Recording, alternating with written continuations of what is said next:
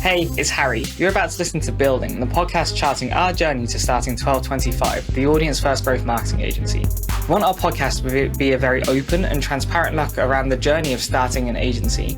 And you're about to listen to one of the very first episodes where we haven't even decided the agency name, so you'll notice that does not get mentioned throughout these early episodes. We hope you enjoy listening.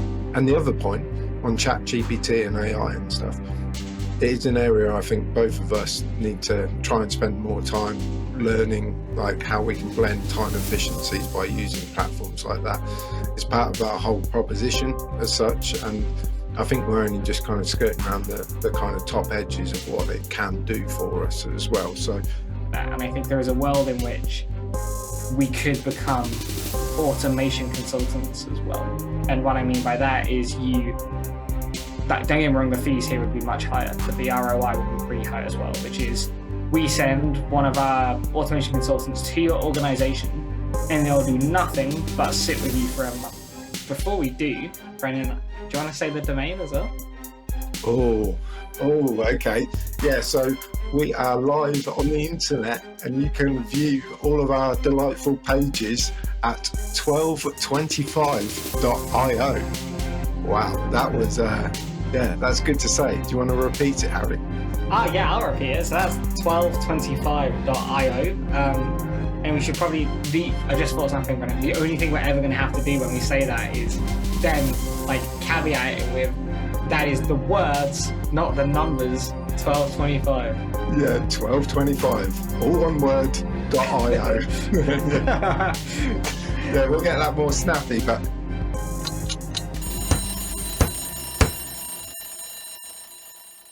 Hello and welcome to episode number 14 of Building. Today's date is the 4th of July 2023, so happy Independence Day to all of our American listeners. We may get one or two in the future. This podcast charts our journey in our efforts to set up and scale a growth marketing agency. And it's been a big couple of weeks. We've now recorded, obviously, 14 episodes over the past kind of 14, 15 weeks.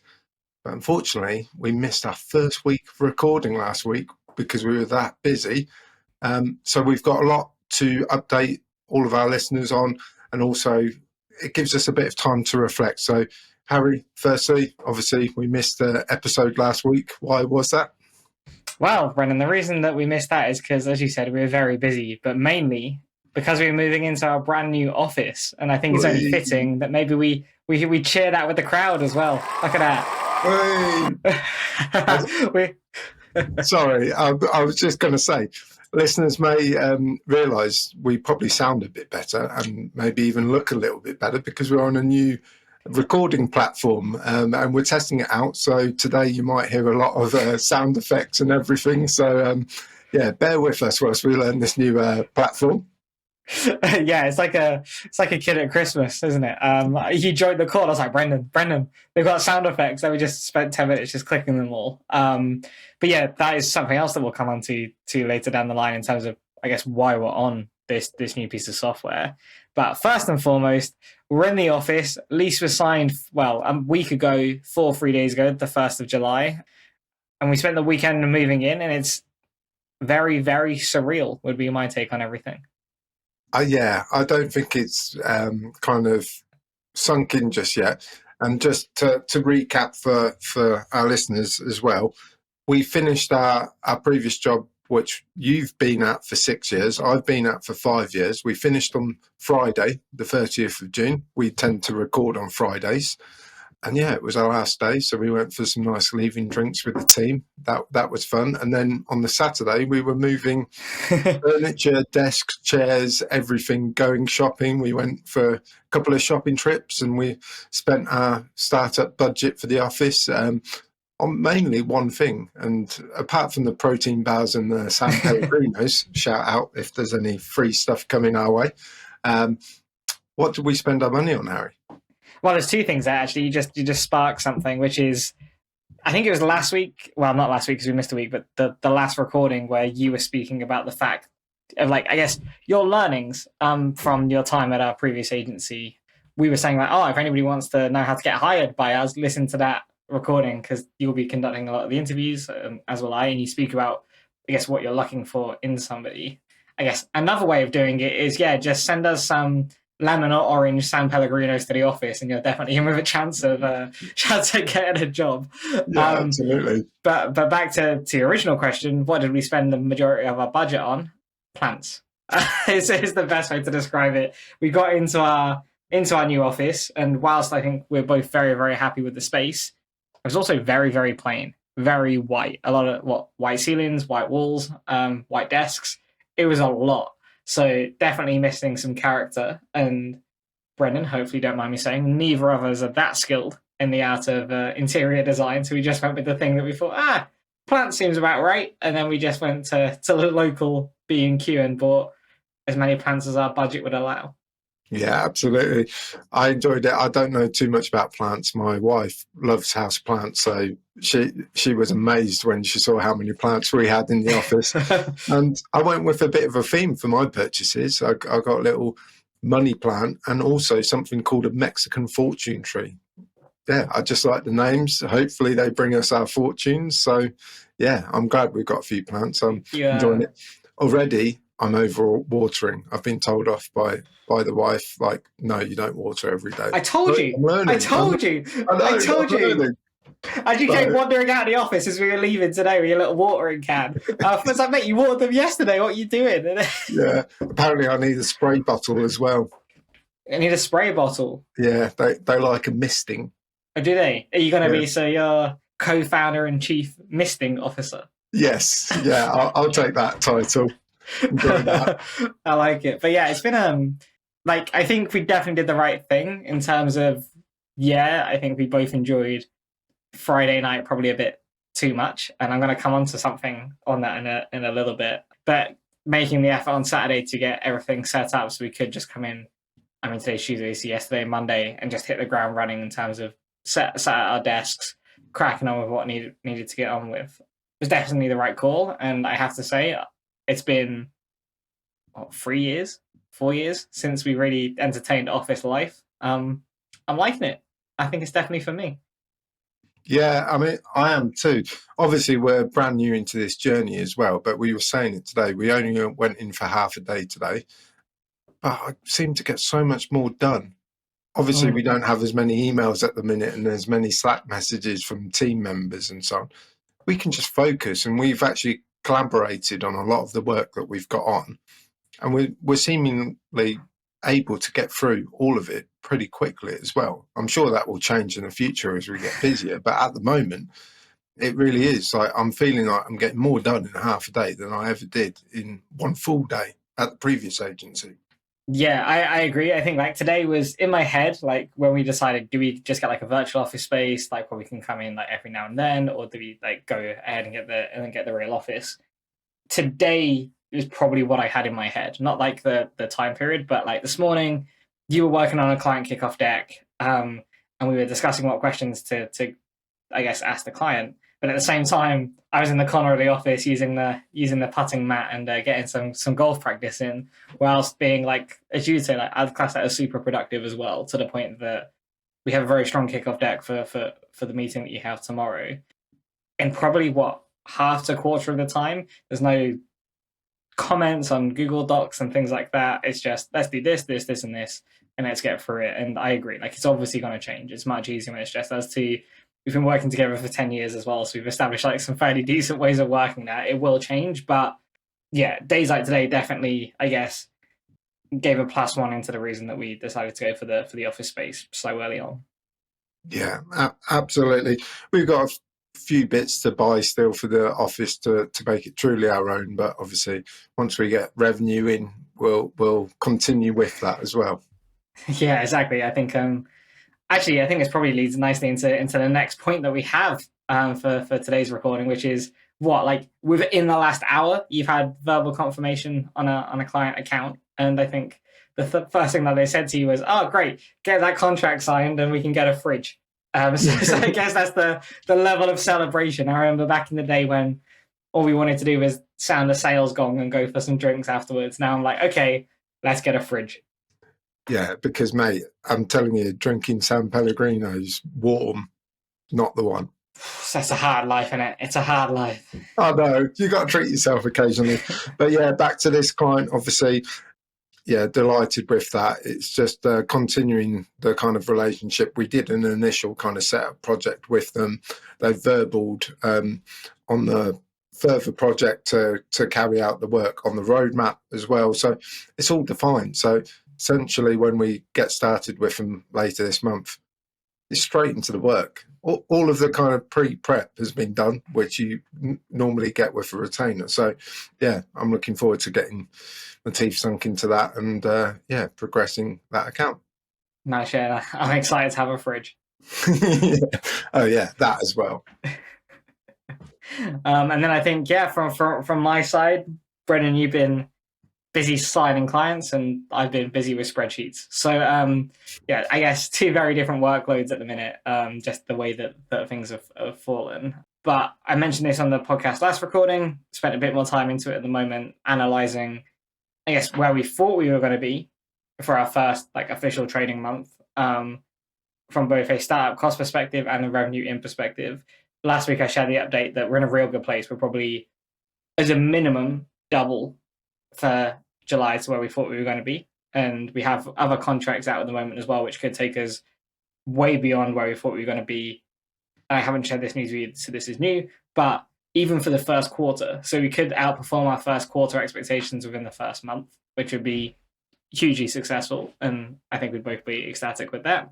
Absolutely. But also spent some time working on the forecasting of that. So one of the things that we both probably learned in our previous role was being able to forecast more realistically what we think is going to happen beyond just gut feel is really important. And we were able to take some learnings from that, combined with, I guess, just preferred ways of working that we would have to get to a point where we can do some scenario planning, which maybe at some point, if there's anybody sad enough out there like myself who enjoys this sort of stuff, I'd be happy to share some more, maybe like a deep dive session or something. But yeah, we segment our sales activity now based on percentages. So obviously 100% is confirmed, 75% verbal, etc., etc. And we can now model that out from a scenario perspective. I have to confess, yesterday I spent way too long on this and could not get the formulas to work. And it's probably the first time that I'd experienced the drawbacks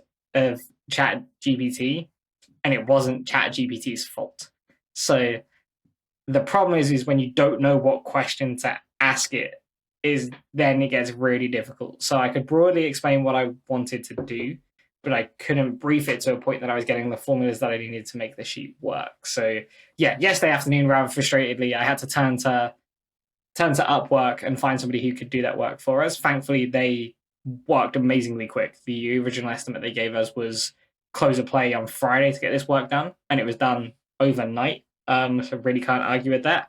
And yeah, we're in a really good place from a finance perspective. Like the ambition that I think I said to you was, I want us to be one of the best run startup agencies in the country. Not because that's bragging in any way. It's just we've been doing this for so long. We've seen the ins and outs. Like we need to document things early, which is a learning that you gave me. We need to make sure our finances are in order from day one.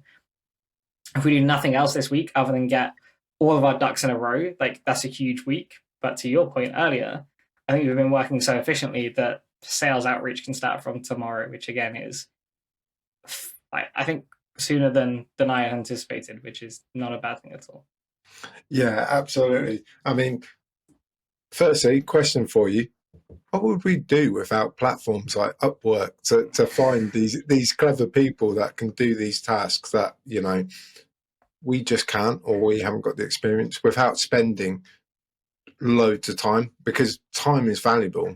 We need the time to get on with everything that we need to get on with. And the other point on ChatGPT and AI and stuff, it is an area I think both of us need to try and spend more time learning, like how we can blend time efficiencies by using platforms like that. It's part of our whole proposition as such. And I think we're only just kind of skirting around the kind of top edges of what it can do for us as well. So, yeah, Upwork, impressed by them so far. Yeah, I think Upwork is great. Like I I think there is a slight drawback in terms of their like billing model isn't particularly great. And again, it does still provide some level of our time investment versus potentially having like an agency who could source these freelancers for you. But for the most part, it's been great. And I think the fact that it took me all of 30 minutes to go, actually, do you know what? I'm not going to do this myself. To your point, it was wasting time. Let me put a job ad out on Upwork, spoke to somebody, got the work signed off, and then had it back probably within the space of 7 hours. Yeah, is hugely impressive. Then to your point on ChatGPT and finding efficiencies and stuff like that, yeah, like I fully agree. And it's something that I have been conscious of, and something that I think we will be conscious of as we scale is anything that we're going to do more than once. Like, let's make sure that we don't have to do it more than once by setting up some automation around that. I haven't spoken to you about this, at least I don't think I have. There is definitely a business opportunity there for us on that front. Like the way that I see this working is obviously we will speak about in the intro episode, so we can probably speak about more openly now, considering obviously someone would be 14 to 15 episodes deep by the time they listen to this. But we want to scale by potentially specializing in some niche areas with smaller agencies at the same time as kind of our agency being the nucleus of that. And I think there is a world in which we could become automation consultants as well. And what I mean by that is don't get me wrong, the fees here would be much higher, but the ROI would be pretty high as well, which is we send one of our automation consultants to your organization and they'll do nothing but sit with you for a month, taking notes, learning how you work, learning how your organization works, and then come back to you maybe a month later with a full report of here's what's going to be automated, here's how we're going to do it, here's the tech stack that you need to make it happen. But at the same time, here's the efficiencies that's going to find. And if you've got a C-suite member doing something over and over again that equates to 6 hours of time, if you can give someone that time back on a monthly basis, like imagine the commercials you could make on that. And I think there's a world in which potentially that is an avenue that we begin to explore.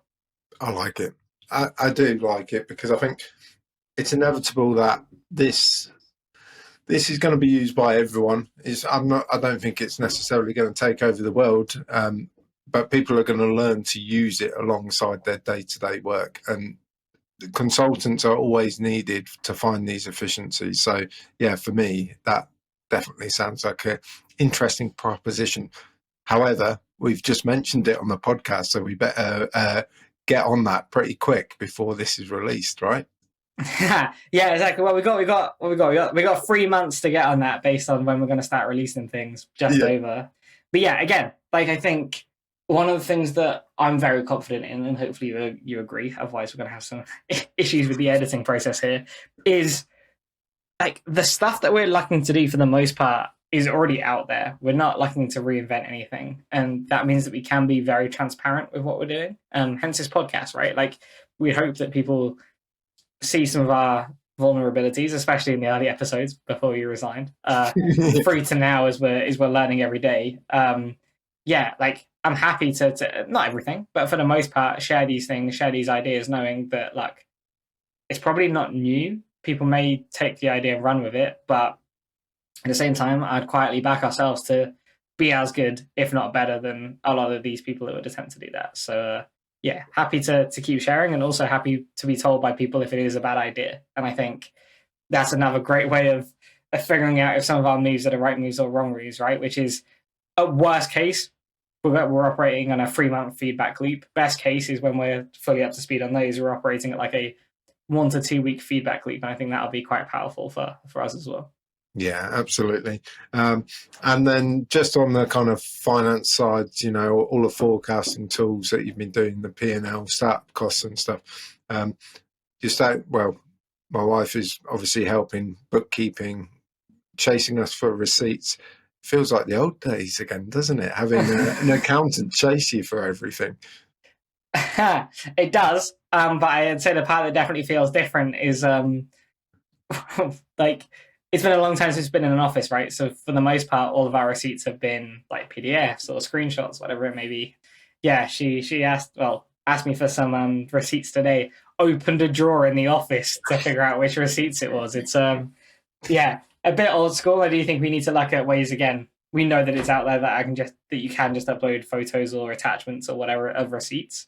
So looking at speeding those processes up is going to be important. But yeah, like the help that we're getting there can't be underestimated. Like I logged into Xero today for the first time in a very long time. I was like, whoa, I can't find what I'm looking for. Right, wait till Friday when I can have a conversation with somebody who does know what they're doing. So yeah, like I think invaluable help there, but also areas for us to be upskilling on. Yeah, I definitely need to learn, because she'll come to me chatting away. Have you thought about XYZ? And I'm like, oh my God, I don't even understand what you're telling me right now. And I realised they're all bits as a business owner I'm going to have to learn and kind of understand. So yeah, I'm not looking forward to that side of things. But you know, we grow. We have to get into areas that we're uncomfortable in and learn them. So yeah, that's on my list of things to do over the next couple of weeks. It's felt like a bit of an interview, but one more question for you, Harry. Moving back to sales, obviously I've got a couple of clients. I'm working on client delivery. Have you managed to close anything yet? I was expecting this to come up today. The short answer is no, I haven't. The longer answer is like I do have contracts out there, but they're certainly taking a bit longer to close. I'm going to actually check my email now to see if I've been bailed out of this conversation. I'm not expecting it, but you never know. No, I haven't. So yes, short answer, no, I have not signed any clients yet. I do have some contracts out, but it is something I'm a little bit conscious of. What it does mean, again, is, and this is natural, like why we wanted to do this together, is one person's focusing on one thing, one person's focusing on the other. So at the moment, while you do have clients, and I am very jealous of that, it's probably the best way to describe it, I will be on sales outreach tomorrow. You're obviously out all day with a client kickoff session, meeting the team, and I guess like really ingraining yourself within their ways of working and things like that. I'll be at our office on my own, emailing as many people as I can on, I guess, our value proposition, who we are, and I guess potentially the value that we could bring to the companies that we want to be working with. And I'll be doing that from our target account list, which is a list that if anybody has listened to all 14 episodes will know we speak about a lot. Happy to admit, we didn't quite reach the 200, did we, Brennan? No, we're probably only about halfway. Yeah, we probably are actually. Yeah, we're probably close to halfway. Yeah. So now that we've got a bit more time, we're not working two jobs. We've got time, and obviously, whilst we've got, you know, no teams hassling us with questions, and so I'm confident we can get that sorted out in the next couple of weeks. However, on the sales front as well, first bit that's actually kind of been good, a positive note, is one of our clients. We've only been in business for a couple of days, but they're already introducing us to other people. And do you know what that calls for, Brendan? What? So yeah, I've got another sales call, exploratory call on Thursday with this new lead. So yeah, if all of our sales can kind of be generated word of mouth, like that aids us having to spend time building out target account lists and so on. So, and I think the final point on sales as well, you were looking at HubSpot. Have you managed to look at kind of any further? Yeah, a little bit. So I think it's fairly safe to say, just for the records again, like it's 2023. So when I come to listen to this in 2 years' time, just reminds me of that. You can definitely tell we're in times of greater economic hardship is probably how I'd describe it. Like the SaaS companies are definitely getting more expensive a lot quicker than most things. Like, yes, I know there's a cost of living, but like my fuel bills are not going up at the rate some of these SaaS companies are increasing their prices. Yeah. It's not quite as affordable to do what we want to do as it was, I guess, when we started looking at forecasting these kind of things. But to your point, you have to make that time investment equation really to see if it stacks up. And we know that sales outreach is something that we want to be spending a lot of time on as an agency. Maybe not as individuals, but as an agency, yes. And we're going to come into this again, maybe later on in this episode, maybe in another, but it's almost time to start hiring. And one of our first hires is likely going to be a business development person. and we can't send them to. I guess we can't task them with doing what we want them to do if we don't have that like infrastructure there. So as of right now, still got a bit more research to do to identify what the right package is going to be, and to be honest, if it is definitely the right software for us. But yeah, if we can combine that with an absolute killer salesperson and the whole world of AI at the moment, I think we're onto a winner. So yes, we're going to have to make the investment. The investment's probably going to be higher than we had originally forecast, but thankfully, thanks to a whole number of people being very generous with their time or like giving us stuff and things like that, we are a little bit under budget from a startup cost perspective, so we should be able to fund this. If not, like I said, we're kind of double where we thought we were going to be from a revenue perspective. So once we've received our first 30 days of billing, we'll have the cash flow to support that investment as well. Perfect. Sounds good.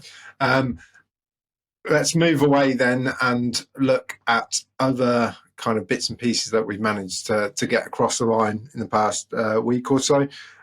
So I think probably one of the most positive notes, our shop front, if you will, our website is now live. Lots of good work. Yeah. Mate, I've got to pause dramatically for these sound effects. I'm used to it every time I jump out my skin. So yeah, the website's live. It's first time I've ever done a Webflow website. I didn't build it, but I was playing around with it on Monday, putting the final touches to it, all the SEO, like meta descriptions and so on, adding pictures. Again, shout out to Harry's sister, Ruth, for taking pictures of us, and Harry's mom for kind of stage managing the whole shoot.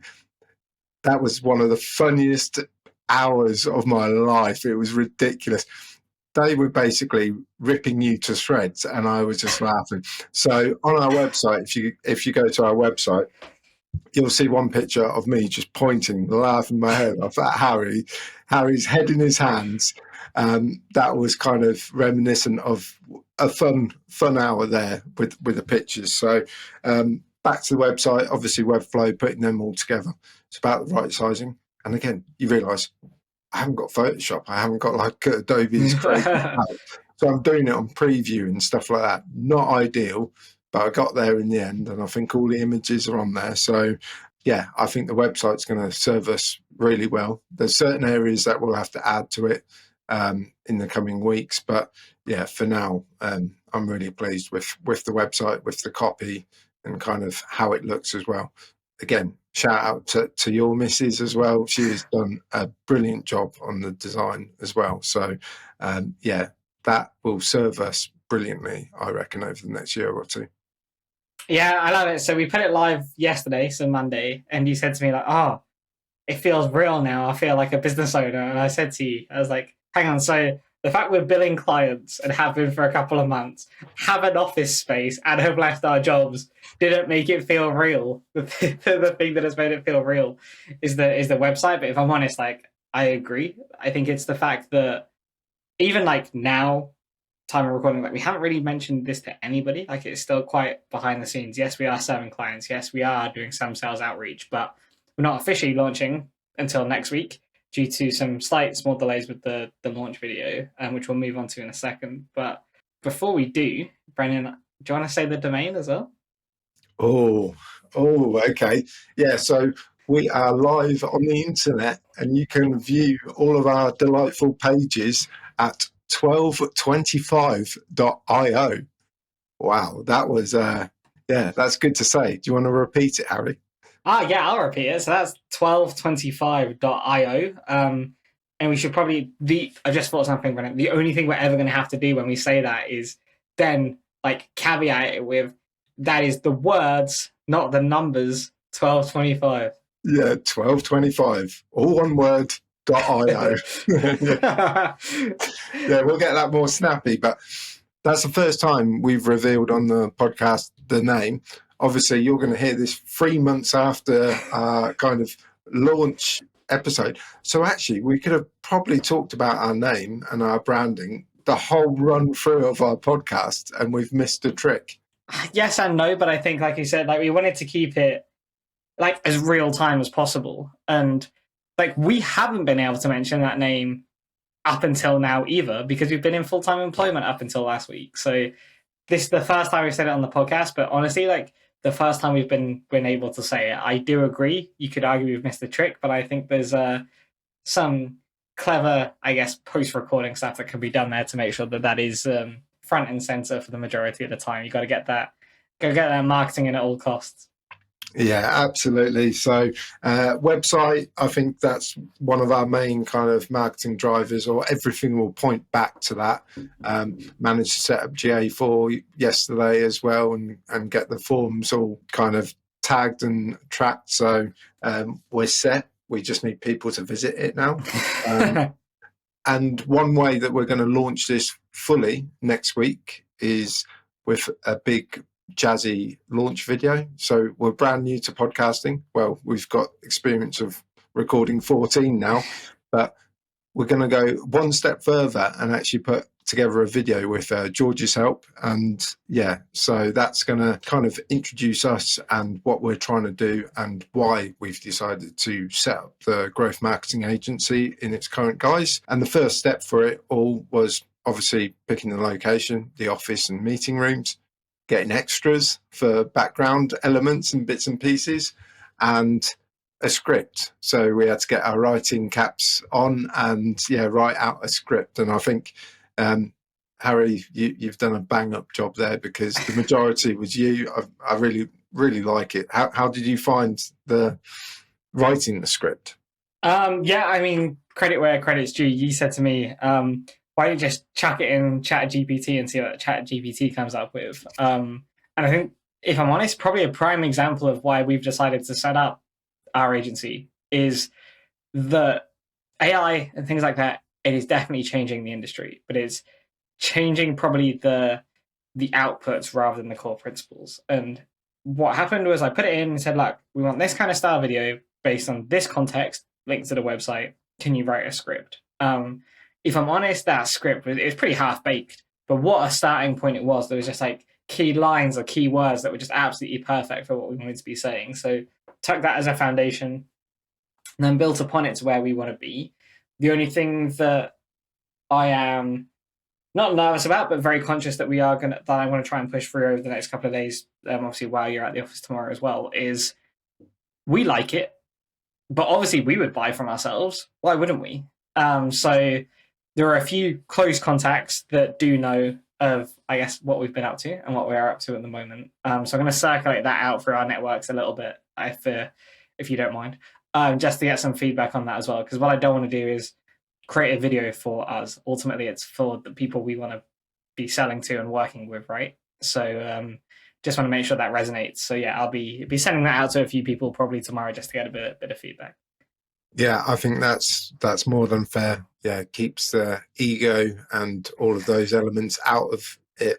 At the end of the day, we want this to help us gain clients. We don't want this to be a prideful element. Yeah, look at us. We're it's not about that. It's about telling people what we do, how we do it, and how we can help their businesses grow as well. So yeah, I think that's a great shout. If you need me to send it to anyone as well, let me know. I'll get the thoughts. Yeah, so I think that's the launch video. Not quite yet. I just want to have well, you asked me a few questions on the last piece, so I want to ask you your question as well, which is obviously whilst we both found that our photo shoot incredibly funny, I'm not entirely sure either of us would use the word enjoyable. No. We now have a full day of filming on Friday. Like, not just a full day of filming, but with one of our closest friends, your wife and my partner, like with their eyes on us as well. Like, how are you feeling about that day of filming? Terrified. I'm not going to be able to get my words out. I can't talk at the best of times. So with an audience as well, it's a bit like at golf. If there's people watching you on the first tee, you just crumble. Obviously, at other times, I'm the world's best golfer. But again, with these videos, in your mind, when you're thinking about it, oh, yeah, it's all great. And then as soon as you see that camera in front of your face, I freeze. I'm like, it's a horrible experience for me. And the way I describe it is alternate, and no offense to him because he was very young at the time, but Daniel Radcliffe in the first Harry Potter film, that was the most wooden performance because you know, he was obviously young, but that's what I'm going to be like as a 35-year-old business owner. I'm just going to be absolutely terrible. So we've got a day of filming. I would hope it wouldn't take all day, but with me and the way that I perform, yeah, it's going to be awful. I'm not going to be able to look at the camera, basically. I'm going to have like off-camera kind of looks and bits and pieces to get me talking. But yeah, that's the way I feel about it at the minute. I'm excited to see the video because I think it'll be good for the business, but not my bits. It's so funny. I love how you just said, I'm not going to be able to look at the camera. And what does the first part of the script say? Brendan and Harry look directly down the camera. Mate, we're going to have to... I reckon we're probably, at that first bit, it's going to take at least 10 takes. Yeah, I think so. 10 takes and a little glass of something for a bit of Dutch courage as well. I agree. I mean, the bloopers trail is going to be immense, I'm sure of it. Oh my god, yeah, I'm nervous. Now we're talking about it, I'm getting a bit nervous as well. Oh, yeah. I mean, George knows what he's doing. He's heard that all before from people, and he put me right in our kind of pre-filming call the other day to say, don't worry, I'll make sure everything's fine. So confident in George's abilities to get the best out of very little, shall we say, in front of the camera. So yeah, I'm looking forward to the experience. And hey, if we're born naturals, then let's do some more of them. Exactly. Let's do some more. We'll be influencers before we know it. Yeah, exactly. Get ourselves out on TikTok. That's where everyone's at these days. Exactly. Cool. All right, nice. Before we move on to, like, I think the way that we always wrap up the podcast is weekly commitments. Just wanted to quickly still keep a space for the building part of the podcast, the building segment, which is obviously what the podcast is named after. Just to talk about something that we've been doing in our first 2 days in the office, which I think is going to be a great way of working moving forward. And I'm definitely finding it a great way of, like you say, having those like super productive mornings, especially. And this came a little bit from a podcast that I was listening to where, can't remember everything, so paraphrasing, but he spoke about like focusing on the 6 inches in front of his face, right? So no distractions, just what are the things that are going to immediately drive us forward, and spending, say, 2 to 3 hours on those before moving on to more holistic bits of work or client activity or whatever it may be, right? And of course, like as we get a bit busier before those hires come in, like those 6 inches are going to be purely client activity. But where we are now, it's all the other stuff that goes in terms of running a business. And what we've been doing is what we call daily commitments, right? So we have our desks opposite each other, so we can obviously look deeply into each other's eyes. And we just go through, okay, well, what are the most important things to achieve today? And we're probably putting no more than 3 to 5 things on each other's lists. And then we just update Slack with a little cross through as we achieve each of them. And I found that super productive. And it, like, for me, and I hopefully you agree, like, it's just showcased and highlighted to me like the power of focus.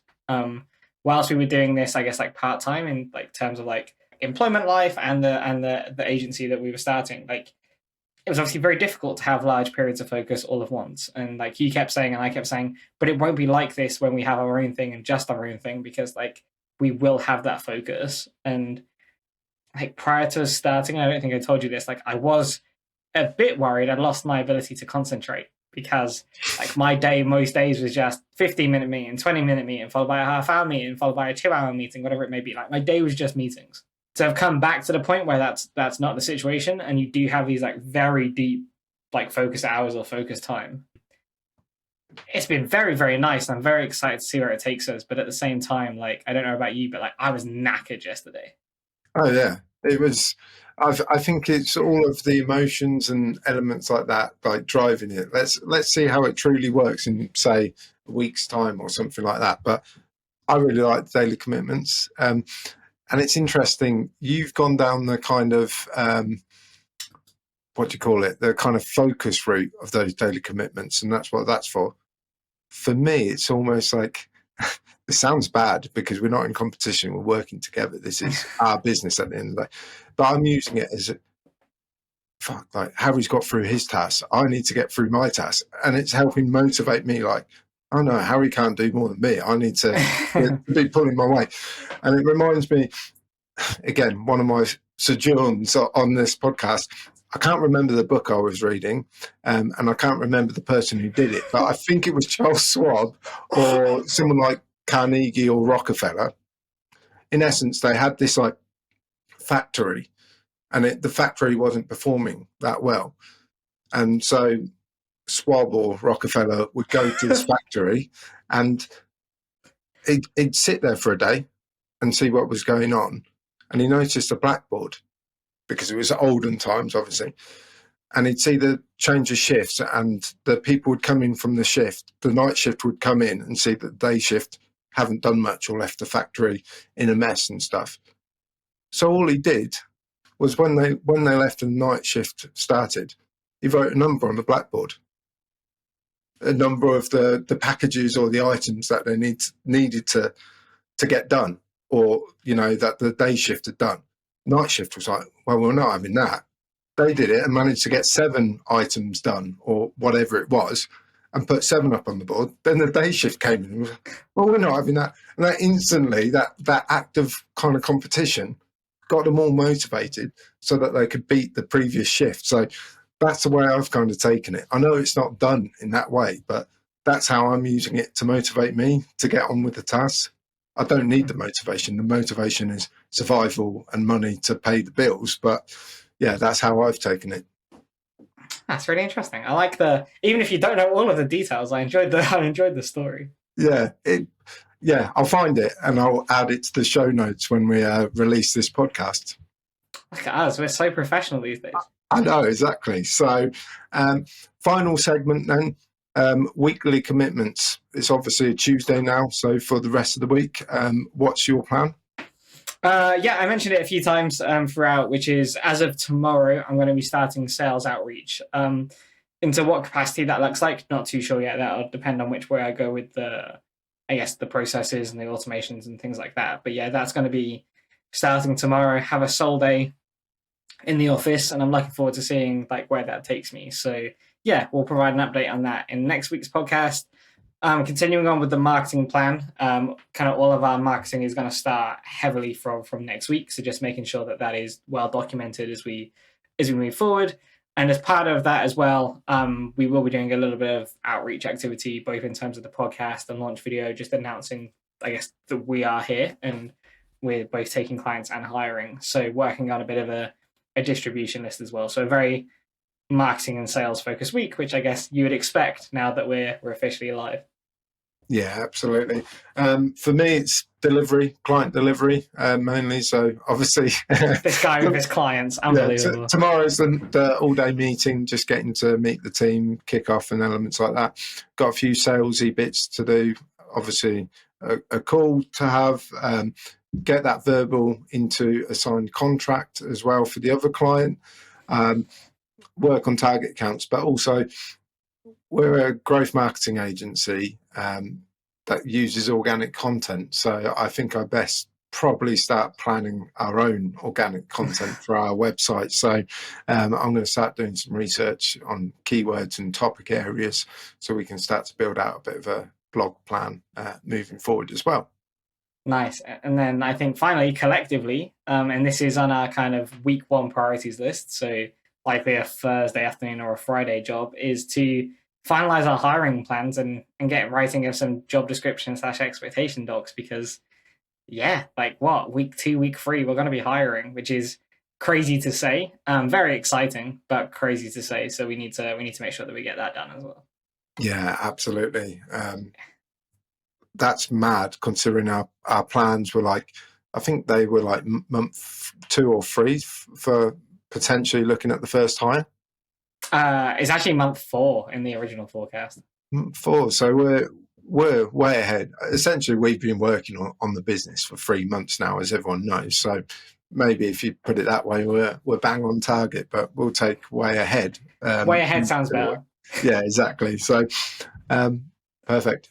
Busy week, lots of emotions, lots of tasks, lots of kind of new elements, certain bits and pieces like forgetting your keys and your card to get into the office building as well.